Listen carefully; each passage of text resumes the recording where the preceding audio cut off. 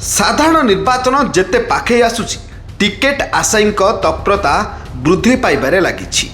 आनंदपुर निर्वाचन मंडली पई विधायक आशायी प्रार्थी भावे निजर संगठन को सुदृढ़ कर आसुवा समाजसेवी नंदुचरण जेना रविवार पौरांचल बंधु मिलन आलरी निजर शक्ति प्रदर्शन करिसेंती। आनंदपुर ब्रिज छक पौर कल्याण मंडप रे बंधु मिलन करिथिबा नंदुचरण हाटडी ब्लॉक पई सांसद प्रतिनिधि भावे दायित्व निर्वाह करुथुबा बेले से एबे टिकेट लॉबी रे रहिछंती। केन्दुझर जिलार गुरुत्वपूर्ण आनंदपुर निर्वाचन मंडली रे त्रिमुखी प्रतिद्वंदिता रही आसुथुबा बेले एठारे बीजेडी रो पल्ला भारी रहिछि।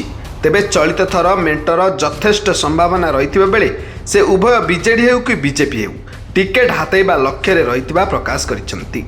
आज आयोजित स्वतंत्र बंधु मिलन कार्यक्रम रे निर्वाही उष्णता परिलक्षित होइछि। आज आमर आनंदपुर पौरपालिकार एक बंधु मिलन कार्यक्रम करूँ।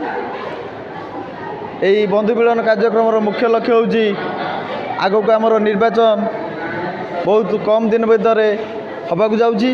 से आम समस्त कर्मी मानक आम एकत्रित करचु, एकता बढ़ाऊँ, समस्त सामर्थ्य समर्थन नहीं निर्वाचन लड़ाई आम ये आमर प्रस्तुत विषय आमको सेमती किसी सूचना नहीं।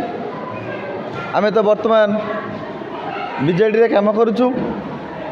आज बसी समस्त मतामत है जो मैंने आम सहित सुख दुखरे साथ होती आम अंचल तथा आम जिलार विकास जो मैंने सामिल होती से भाई एक प्रार्थी आम निर्वाचित करूँ, समर्थन करूँ।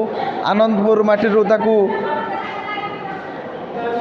निर्वाचित करी आम विधानसभा को पठेबू। सब चर्चा रही है जो आप आगामी दिन में विधायक प्रार्थी भाव सब चर्चा रही आशा कौन रही आनंदपुरवासी आशा तो निश्चित अच्छी, कारण आम सब सबु समय लोक सहित रहीचु, आगक रहीबू।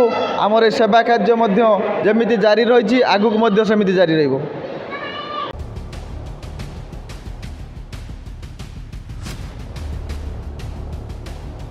आनंदपुररू निर्मल चंद्र राउलଙ୍କ रिपोर्ट सर्वसाधारण न्यूज।